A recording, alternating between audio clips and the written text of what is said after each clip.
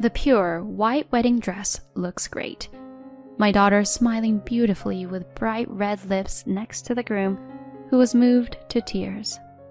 Looking at her profile, I felt from the bottom of my heart that my choice at that time was not wrong. My name is Martha. I am 35 years old, working part-time and struggling with housework and child rearing. My daughter Lana is 5 years old and attends preschool. She's a strong girl who likes to go to the little children's class and take care of them. She is a very caring girl. My son Raphael is 3 years old. He is an energetic and active boy, but still loves his mommy and is very spoiled. I am happy to have such two lovely children, but there is one thing I failed to do. I made one mistake in choosing my life partner, my husband. I'm going fishing tomorrow. What? Late on a Friday night, my husband comes home smelling of alcohol. I was astonished when he said that, as if it were a matter of course. Wait a minute. You promised to take the kids to the zoo tomorrow. My coworker said the tide is going to be great tomorrow. I've already booked the boat. Oh no. The kids were looking forward to it. Well, tell the kids to look forward to my big catch because Daddy's going to catch it. Without paying any attention to my protests, my husband began to check his fishing gear. He showed no sign of regret for breaking his promise to the children. I don't know how many times he has betrayed me. I could not help but be disgusted beyond anger. Alvin, my husband of 5 years, is always like this. He puts his work and hobbies before his family. Of course, he never takes care of the children or housework. He only takes care of the children on days when he is in a good mood.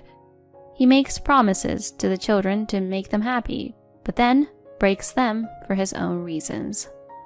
If you ask him to take care of the children, he complains that all of his colleagues' wives do it all by themselves. He does what he wants, and my husband is a perfect example of a selfish firstborn son. I wonder if I will have to live with such a selfish person for the rest of my life. I wonder that every day. But he still takes his job seriously and gets paid a good salary. He doesn't keep his promises, but he is not violent towards his children. My friends around me say that men will always be children. Since they say that, I have given up on him. Then one day, my daughter suddenly developed a fever of 102 degrees Fahrenheit and had to miss preschool. We rushed to the hospital and found out that it was the flu. I thought I would give her something to eat before going home and giving her medicine. However, there was nothing in the fridge that a sick person could eat, and I didn't think I could go shopping with my daughter who had a high fever. While I was looking for something she could eat, "Our daughter has the flu, so please pick up some jelly or fruit on your way home." I texted my husband on his cell phone, but when my husband came home in the evening, all he had in his hand was his commuter bag. "Did you get the food I asked for?" Oh, I forgot. It can't be helped, I had a very long meeting today. Without a sign of apology, my husband quickly changed into his room clothes and peeked into our daughter's room. Daddy's home. You've got the flu, huh? Poor little thing. He talks to her in the manner of a kind father who worries about his child. I sighed in a way that my husband wouldn't notice. If you're really worried about her, at least buy her something to eat. I'll go get some jelly, so you watch the kids. Yeah. Despite my uneasiness of what he said, I hurriedly drove away for my daughter. When I returned home after buying my daughter's favorite food, I saw an astonished sight. My son was cuddling up to my daughter, who was coughing and sleeping, and reading her a picture book. "Hey, I told you to watch the kids. Lana could get Raphael sick if they're in the same room." I protested to my husband, who was lying on the living room sofa watching TV. He glared at me with a grim look on his face. Shut up. I'm tired from work. It's your fault for not stocking up on food for times like this. Maybe so, but... Mommy! I heard my daughter's voice, as if our arguing had woken her up. Look, she's calling you. I had so many things I wanted to say to my husband, but I couldn't ignore my daughter who was suffering. Mommy, welcome home. I was reading to her because she was in pain. Well, thank you, Raphael. I laughed, not wanting to ruin my son's kindness by getting angry. I was laughing without effort while I was taking her temperature and feeding her jello. My husband was giggling while watching TV. As expected, just as my daughter was getting better, my son came down with a fever. Even when he saw my son coughing bitterly in the morning, my husband did not care. Poor thing, he would say. He does not come home early because he is worried about his son, and he goes out drinking instead and returns in the morning. He has not a single word of sympathy for his wife, who is lying on her stomach next to his son, sleeping with a bright red face. I wondered if there was any point in staying married to this man, watching him sleep comfortably, smelling of alcohol and snoring loudly. These words kept coming back to my mind. When my son's fever had gone down, I finally came down with a fever. I knew I had to go to the hospital. I was too nauseous and lethargic to move as much as I wanted to, and the next thing I knew it was evening. The fever had risen to nearly 104 degrees Fahrenheit. My daughter was unable to go to preschool. She came to check on me several times while playing with her brother. Mommy, are you okay? Do you want some water? Thanks, Lana. I'm sorry, Mommy can't make lunch. It's okay. I ate bread with Raphael for lunch. What a good big sister. I felt sorry for my daughter and was moved by her kindness. Then my husband finally came home. Geez, what a dirty room. You've been home all day. What have you been doing? I didn't have the energy to talk back to the man who complained about his wife, who clearly was not feeling well. I'm sorry, I have a fever. What the hell are you doing? You're so pathetic for a mother. What's for dinner? What?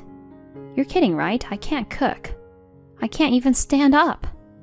You've got to be strong and get up. My company won't let me take off just because I have a fever.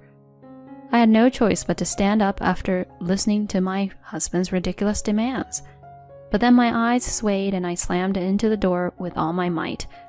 I groaned in pain and sickness, and my husband looked down at me as if he was staring at something dirty. Enough. I'm going to the bar.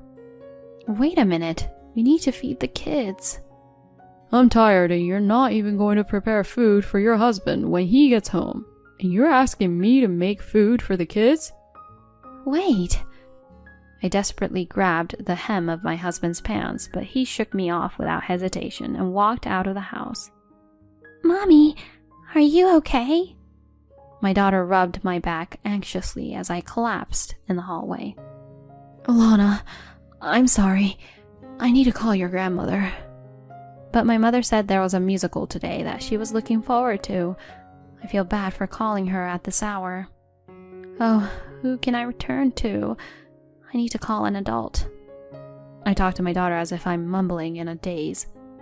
Mommy! Mommy! I was unconscious before I knew it. When I woke up, I saw a blank ceiling in front of me that I did not recognize. As I gazed at it blankly, Martha! I heard a familiar voice calling my name. I moved my head to see my mother and my children sitting with tears in their eyes. Mom! I'm so happy. I'm so happy. My mother covered her face with her hands to hide her tears. Mommy! My children clung to my body. Alana, Raphael! It seems we are in a hospital. After I lost consciousness, my daughter called her grandmother in tears. She said that she had rushed to the house in a panic because of her unusual call and found me and my crying children lying in the hallway. I was rushed to the hospital where I was told that I had been asleep for a whole day and that I had contracted pneumonia from the flu, but that I was in a good health. "Lana, thank you. You saved Mommy's life." When I patted her on the head, she cried even more. She must have been so scared because her mother collapsed in front of our eyes. Feeling sorry, I cried a little too. After a while, my mother-in-law with an ogre-like face and my husband with a pouty face appeared in the hospital room. Apparently, my daughter had asked my mother-in-law for help as well. And my husband, who left me with a high fever and went to a bar, was scolded by his mother. "Martha, my son has really done something terrible. I'm sorry." "That's not true. Martha asked me to go out for dinner because she couldn't cook due to a fever. Right, Martha?" My husband winked at me as if he wanted me to go along with him while he was telling outrageous lies. I was horrified that he could only think of his own self-preservation when his wife was in this situation. As I was about to open my mouth to argue with him, my daughter interrupted me and shouted, "Daddy, you liar! "What?" You stepped over Mommy asking for help and went out drinking." My mother and mother-in-law looked at my husband with a puzzled look at my daughter's revelation. Of course, my husband was in a panic. "I didn't step over you." "So you are sure you didn't do anything wrong in abandoning Martha when she asked for help?" My mother-in-law glared at my husband, who had dug his own grave. My daughter continued to speak the truth. "You're always like that, Dad. When I have a fever, or Raphael has a fever, you just watch TV and laugh. He even goes fishing when he promised to take us to the zoo. He promised to take us to dinner, but then he goes out drinking." "I'm tired from work. And I've got to work too." "Mom works too. But Mom always cooks a delicious dinner, feeds me Jell-O when I have a fever, and plays with me a lot on her days off." "Mommy doesn't make a lot of money, so that's why she can do that kind of thing. Look, next time I'll use the money I earn to buy you that game you've all been wanting." As my husband's disgusting behavior was revealed one after another, my mother-in-law and mother's eyes grew colder and colder. Unable to bear it, my husband tried to put our daughter in a good mood by offering her money and other things, but she resisted him violently. "I don't want it. I don't want games. I don't want Daddy. I don't want a daddy who bullies Mommy." My husband screamed at her refusal. "I don't want games or toys. I just want Mommy to be happy." My son clings desperately to the bed, mimicking my daughter, who hugs me with tears streaming down her face. "I'll stop asking for toys and eat my broccoli. I'll do my best even if Daddy's not here." "Raphael, not you too." Even his son rejected him, and my husband's complexion went even paler. He is not so foolish as to make a flowery statement that my children need a male parent after being told this much. I held the children close to me as if I were ready to make my decision. "Okay, I'm going to say goodbye to Daddy." My husband shouted in protest. "But I've given you money so you could live without inconvenience." "That's true. Thank you for all you have done. But from now on, I will raise our children." "You sure about that? I'm not giving you the house. I built that house with my money." "It's all right. You three can come live with me." "Mom!" My mother cut off my husband's desperate resistance. My mother-in-law also patted Lana on the head and smiled. "Grandma is on Lana, Raphael, and your Mommy's side. You can always count on me."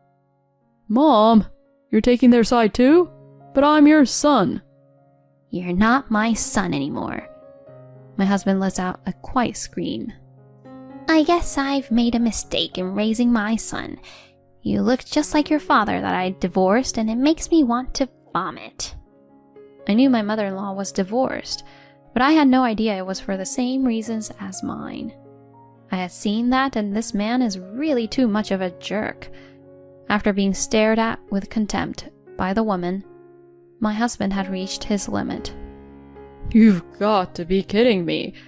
I don't care if you cry and moan about it later." he ran out of the hospital room saying something that a villain would say. Later, after my health recovered, my husband and I divorced.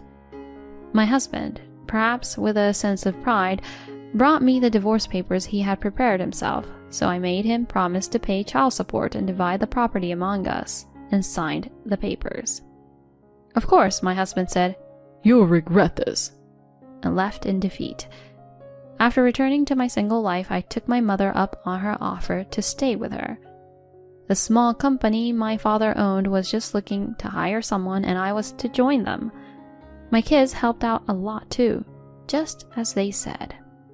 But they seemed anxious about losing their mother again, and at night, the three of us would hold hands and snuggle together as we slept. I thought that the loss of my husband, their male parent, would cause some problems and inconveniences, but it didn't. In fact, I was no longer disappointed by my husband's expectations or treated unreasonably, and my children and I enjoyed our new life with a refreshed feeling. One day, while those days were passing, I received a call from my ex-husband. I picked up the phone, wondering what was going on, and heard him breathing very hard. "Hello, can I talk to you for a minute? Sorry I sound like this." I don't mind, but what's this about? "Well, I've got a fever. Okay. I have a headache and a sore throat. Okay. And I've got the chills." Okay. Take care of yourself. "Wait a minute." I was about to quickly hang up the phone, but my ex-husband hurried to stop me. What is it? "I told you I'm in pain. Do you understand? Your husband is suffering." What? Husband? Are you kidding me? I'm not your wife. Bye-bye. I tried to say it in a way that my crazy ex-husband could understand. I thought, oh well, and tried to hang up the call again, but my husband kept talking frantically. Wait. Married couples don't have a relationship so flimsy that you can say goodbye with a document like that. Huh? That's what a married couple is, right? It's a relationship that can be joined or severed with a sheet of paper. It's important to build trust. You are the one who destroyed that. First of all, when I had a fever of 104 degrees, you said that working people have to work even if they have a fever, right? I will say those words back to you. I understand. I'm sorry about that time. Please, help me. If I go down, you'll be in trouble too. No, not even a little bit. We don't care one bit if you, a stranger, fall down or get sick. My ex-husband choked up as if he was truly surprised. I'm surprised too, really. You really don't care about me, do you? Of course not. Didn't you get divorced because you don't care about us either? No, I didn't. I just wanted you to realize how great a father I am. I'm sorry to hear that. I realize that nothing would bother me or my children if you're not here. I'm never coming back to you again. No. 6 months after our separation, my ex-husband finally understood the meaning of divorce. Even my 6-year-old daughter understands what it means, but he is a misunderstood man with a brain less than 6 years old.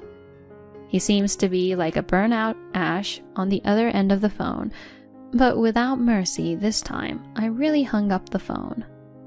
I think he'll be fine if he's got the energy to call me, but in case he really is not doing well, I'll feel bad, so I'll call my mother-in-law just in case. When my mother-in-law reluctantly visited my ex-husband's house after receiving my call, she found him wrapped in a duvet and crying inconsolably. His fever was 99.5 degrees Fahrenheit. How could a man who was so fussy about a slight fever swear at his wife for having a temperature of 104 degrees Fahrenheit? My mother-in-law was also disgusted with his behavior and left quickly. After that, my ex-husband tried his best to find a new wife, but he could not find a woman who would accept a selfish man over 40 years old. My mother-in-law also said that my ex-husband, who grew up to be a man like her ex, has become physiologically unacceptable to her, and she will never let him in the house. He was so dependent on me that he couldn't do the housework. His life was in shambles. He drank and ate heavily due to stress, and his health checkup results showed that he was in need of a lot of tests. Whenever he became ill and felt lonely, he would write or call me to complain about the misery of his life and the pain his body was going through, but of course, I ignored it all. A few years later, when I decided to remarry, I offered to withdraw child support and changed all of my contact information. 18 years later... Lana, congrats on the marriage. Dad, you're crying too much. Lana laughs in amazement as my husband weeps profusely in front of our daughter's wedding. I got remarried a few years after the divorce. Working in the field of education, my new husband has a heart as wide as the sea, and he loved my children from the bottom of his heart, even though they were not related to him by blood. Even though I am a female parent, I can say that he devoted himself to our daughter, especially when she was in her teens.